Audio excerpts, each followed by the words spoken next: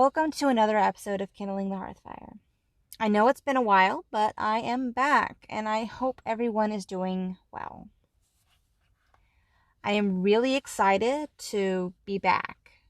So let's get going and on to the rest of the episode.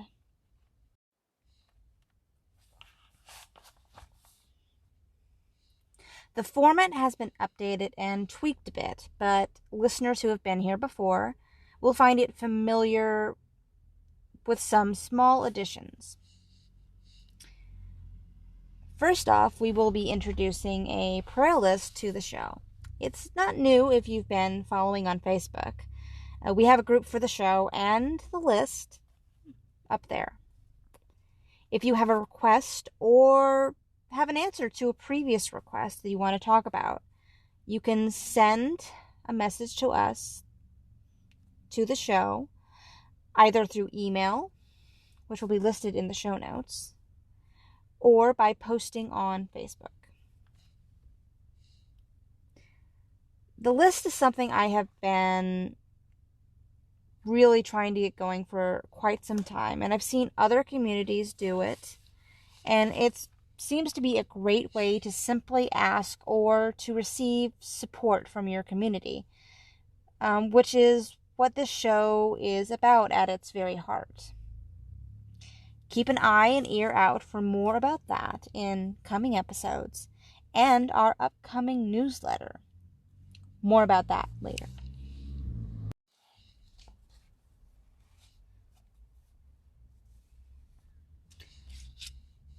Next up, let's talk a little bit about what is coming up for me personally for this spring season,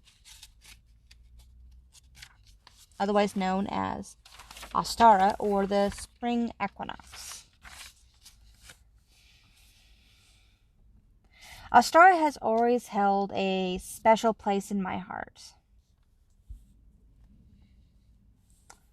As children, me and my sisters were mostly in it for the egg hunts and the candy, but it was also a time where we would spend a lot of time with family, usually in a town called Truckee, which is a small town that still is a hub for anyone heading for the slopes of Tahoe, and anyone heading for the slopes of Tahoe or the gambling dens and buffets of Reno, Nevada.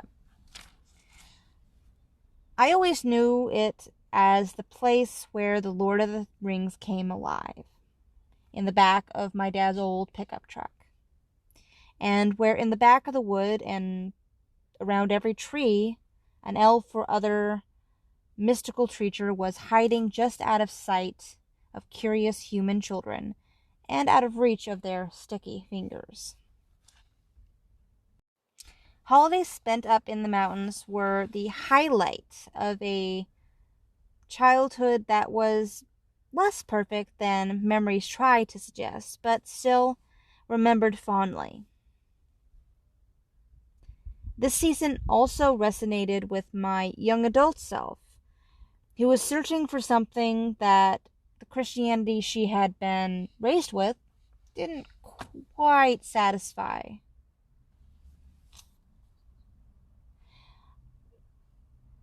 During my 20s, I discovered a kind of spiritual home that continues to this day to reflect with clarity the joy and the wonder of those childhood holidays in the woods and snow. Well, Imbolc was my beginning in many ways. I was born in the week where its celebrations are held. It was in some way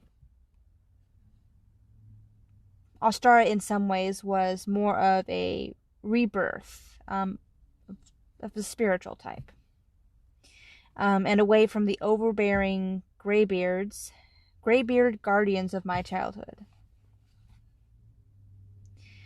As a druid, I love joining the trees outside while celebrating a release from the long winter inside, hiding from the cold and the rain.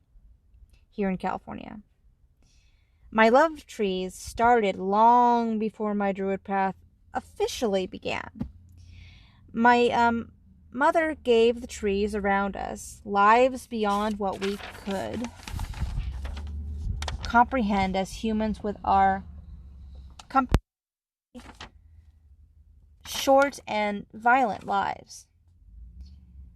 She planted the seed, albeit unknowingly at the time, that would mark the path I would take today and continue to lead today.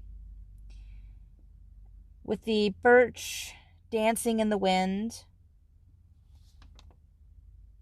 with the golden leaves glimmering in the sun, and the nudity of all the trees during the winter, except for the prudish evergreens.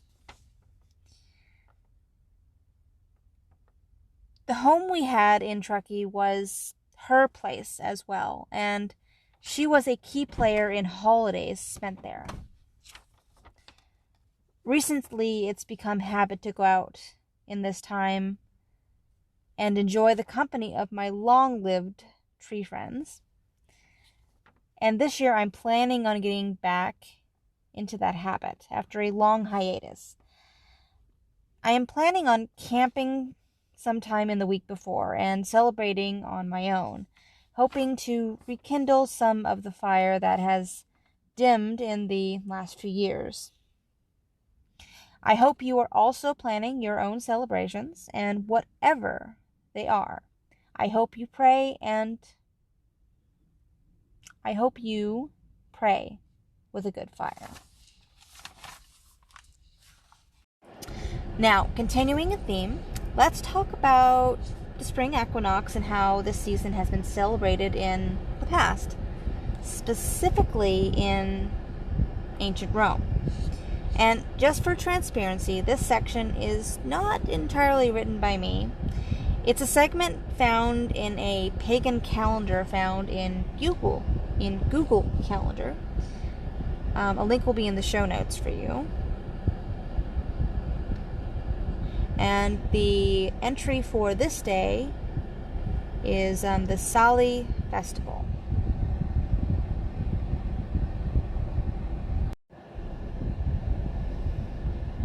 Alright, the Sali Festival, spelled S-A-L-I-I.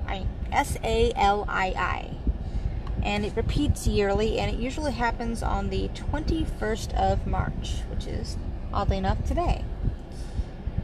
And the section begins with, in the Roman calendar, March was sacred to Mars.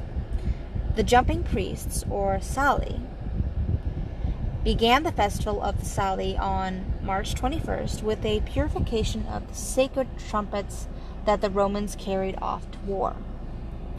That date was originally the new year because it was the start of the growing and campaign season. On March 21st, the Sali marched to the Regia, taking the bronze ancilia, the sacred shield that had fallen down from heaven, and its 11 copies. They danced through the streets, carrying poles with the shields mounted on them in their left hands. With their other hand, they banged the shields with a drumstick, or any type of stick, I believe. Even in the time of Cicero, the hymns they sang were so ancient that Cicero could not understand them. At the end of each night, they would stop at a place to be feasted before starting up again the next day. This festival would end on March 24th, when they would travel to Regia and return the shields. Okay, so that's what's happening on March 21st in ancient Rome. And they actually have one for March 22nd, which I find hilarious because it's called Hilaria. And my middle name happens to be Hillary, so I'm going to read that one because that's just me.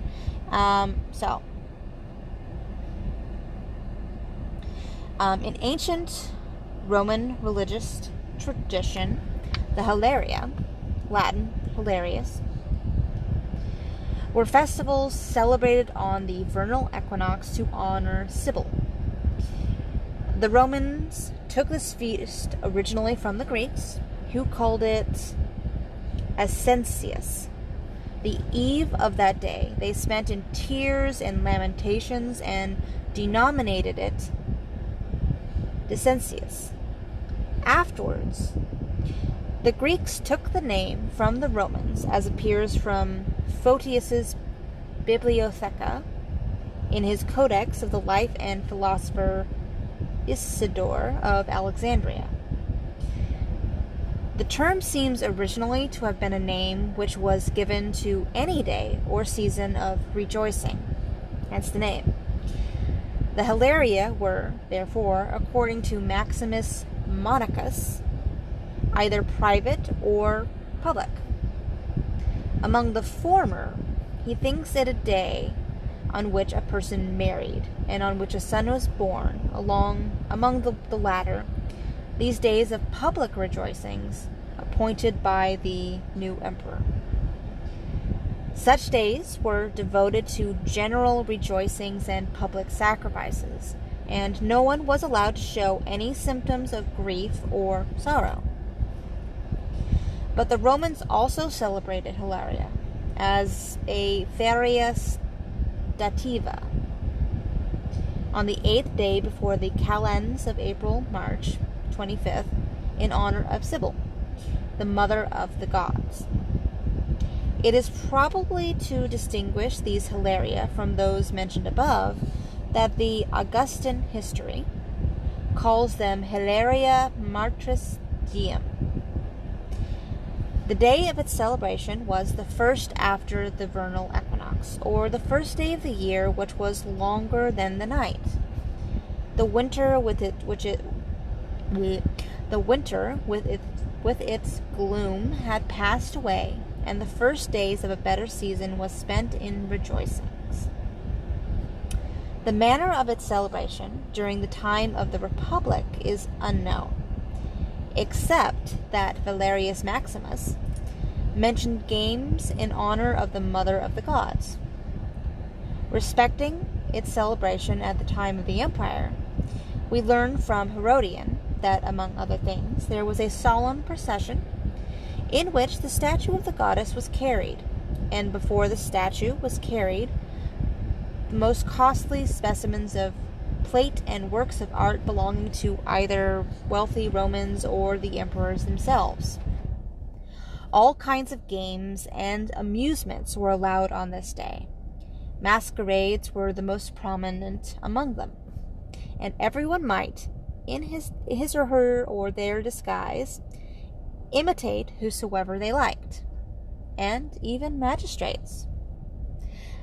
The Hilaria were in reality only the last day of the festival of Sibyl, which commenced on March 22nd, and was solemnized by the Galli with various mysterious rites.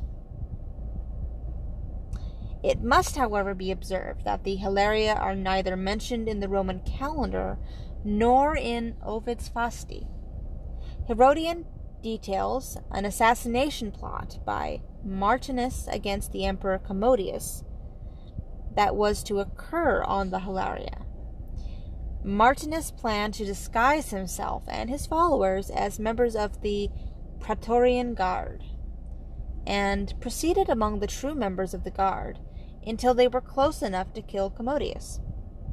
However, one of Martinus's followers revealed the plot ahead of time, betraying him because, according to Herodian, his men preferred a legitimate emperor to a robber tyrant.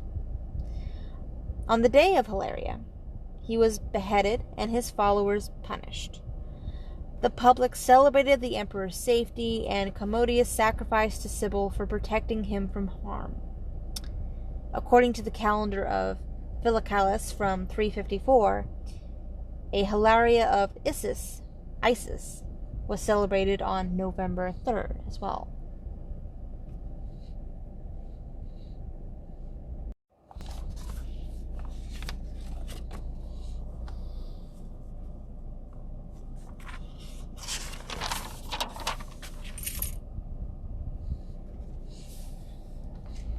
All right, speaking of calendars, let's go over what's happening in the pagan world in the next 3 or so months, about the end of March to the end of June.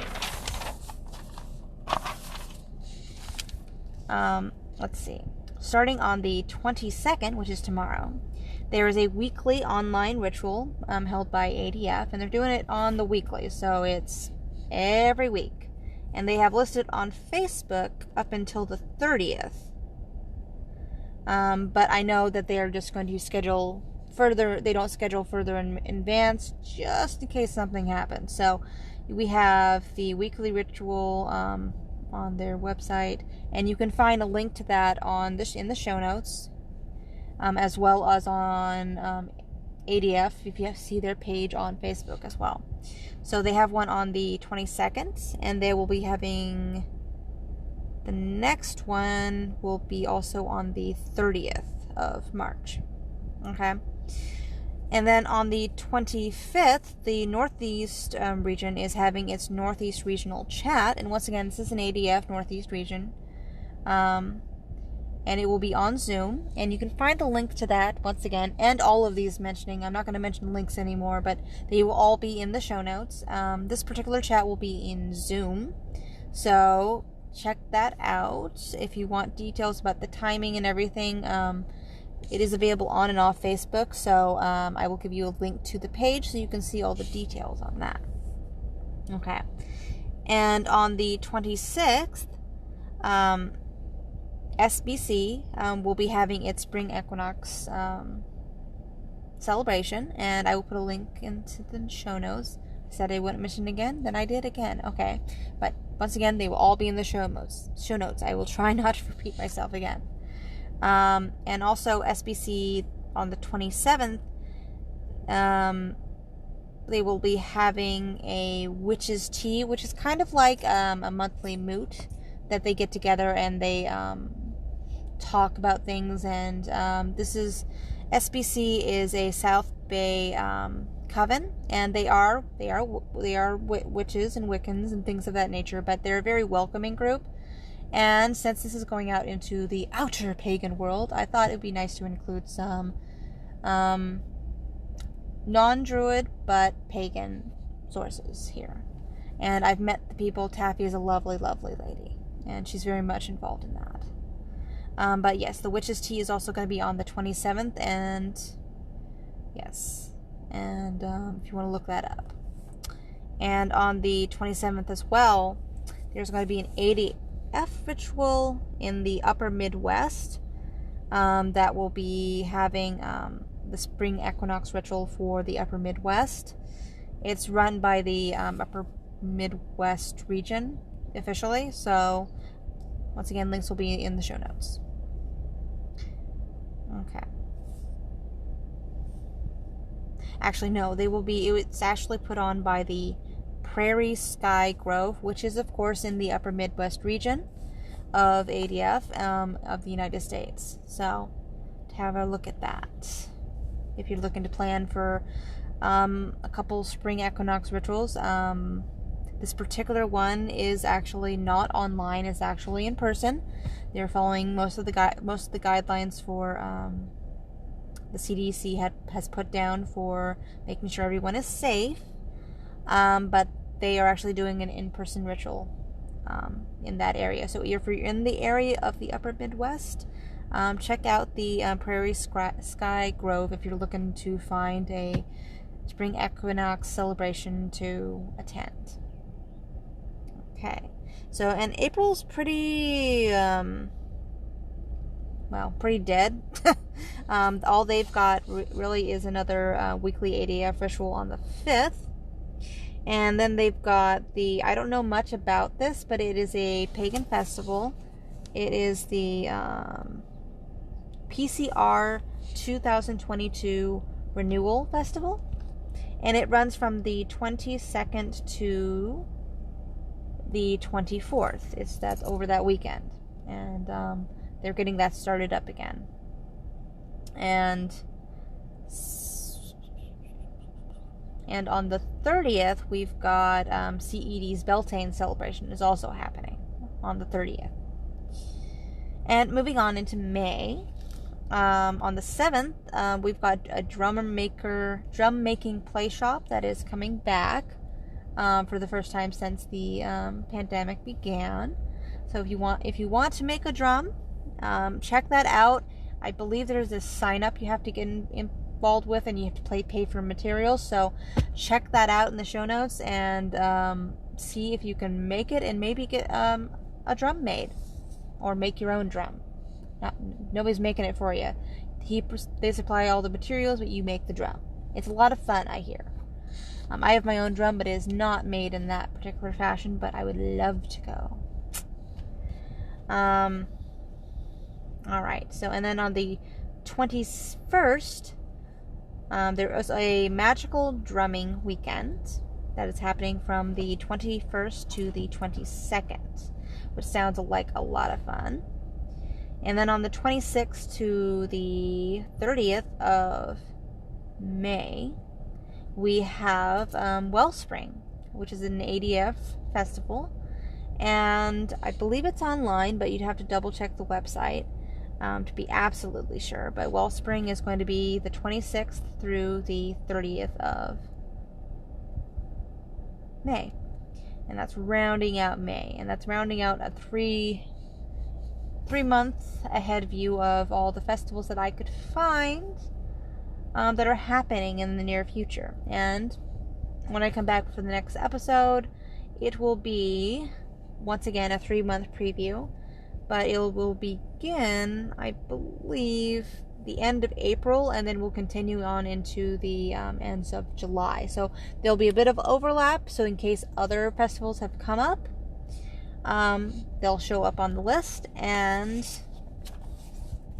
in case you are wondering, I am accepting messages and emails about events that you have seen coming, events that you're hosting, and things of that nature.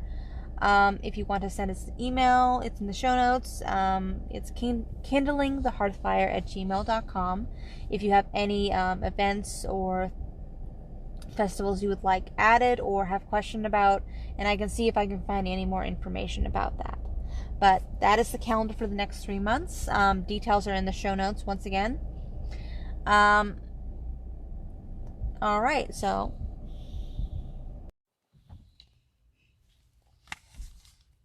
next we have a couple recipes that fit into the spring season. Tabbouleh and Ostar eggs.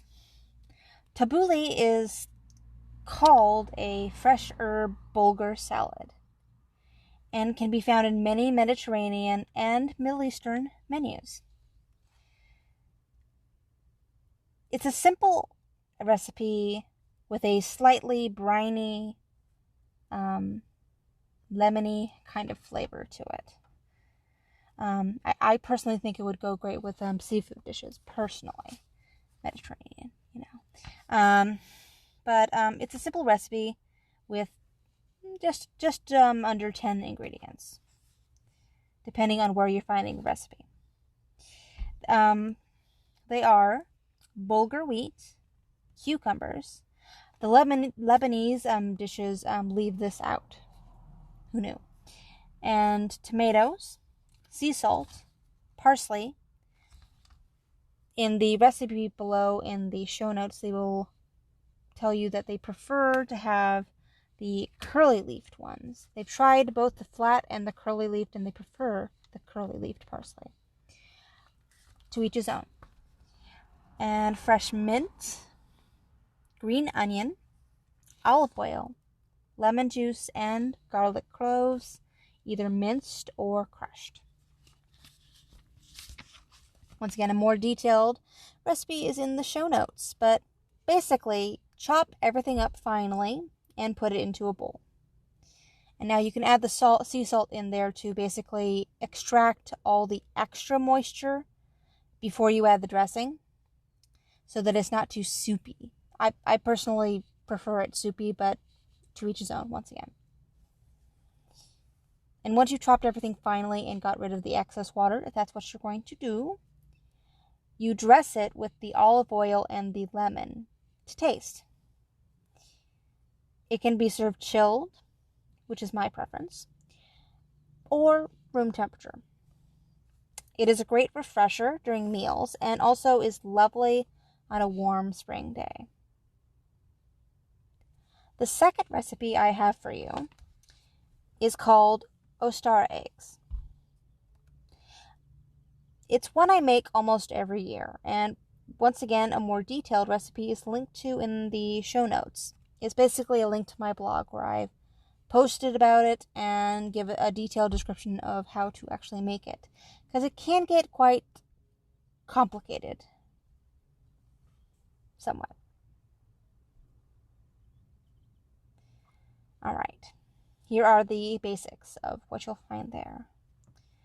The first of the 3 layers is a cookie made with crushed Oreo cookies, walnuts, and held together by butter.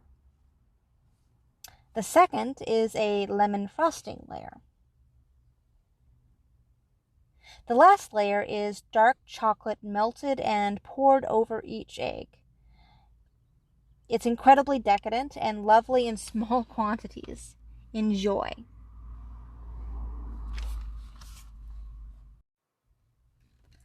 Last but not least, here is my book review of the month.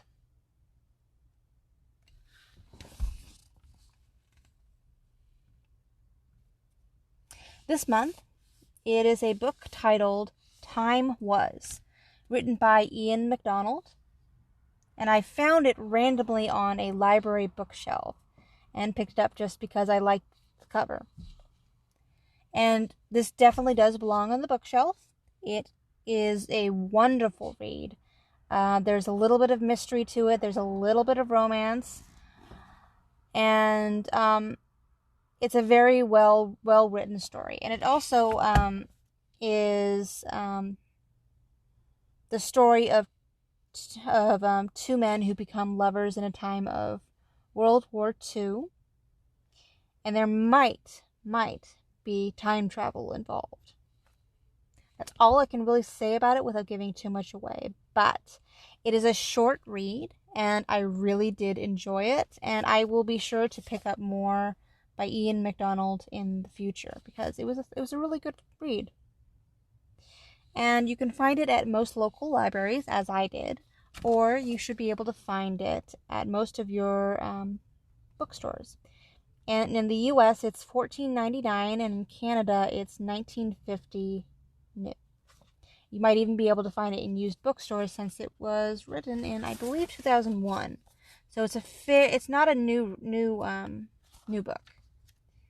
I'm surprised I haven't caught up to it before now. And Ian MacDonald has also written several series and several trilogies as well. And I saw most of them in the library, so I'm like, maybe I should go pick them up. But once again, this definitely belongs on your bookshelf, and it is a lovely read. So if you're looking for something quick, has a little bit of time travel, has a little bit of romance in it, and just is a good lyrical read, I would go for this one. So pick it up at your local bookstore or check it out at your local library if you're so inclined. Alright, that's the end of our show, and thank you for popping in to listen. We will be back here again in about 6 weeks for the official podcast. And in between the official podcasts, I will also be putting out a newsletter as well. There'll be newsletters coming out before or just after the publishing of the podcast. And what the newsletter will basically contain is a more detailed copy of the recipes that I have briefly visited here, and basically a transcript of most of the segments done in this podcast.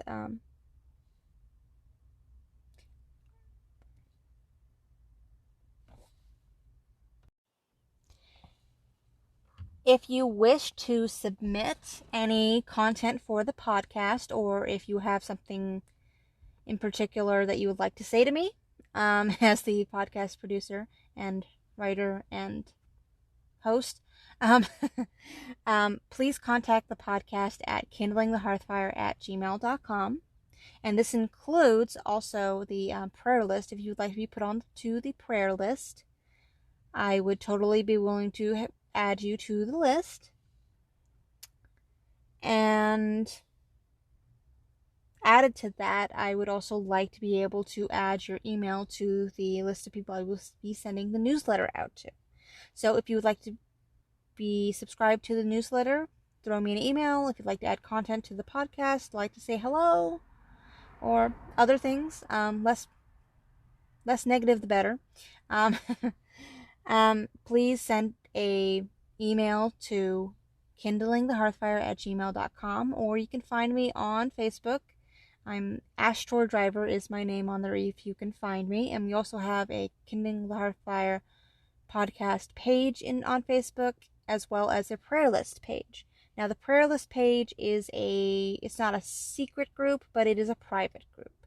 So, if you would like to be added to that, please let me know and I can add you to the list. But otherwise, you probably won't be able to find it. I put it as private to make people feel safer about leaving prayer lists up there. Okay. So, thank you everyone for coming back to the show and listening once again. I don't quite understand it, but I am very, very, very grateful. You can also find us on Patreon if you would like to help out with the podcast and the expenses incurred thereof.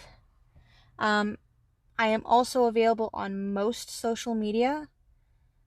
Let's see if I can list it off the top of my head. I'm on Facebook, I'm on Instagram, I'm on Twitter, I'm on TikTok. Yes, I am on TikTok. And I believe those are the only 4 that I can list offhand. Oh, I'm also on MySpace if you're still into that. And I'm on LiveJournal if you are still into that.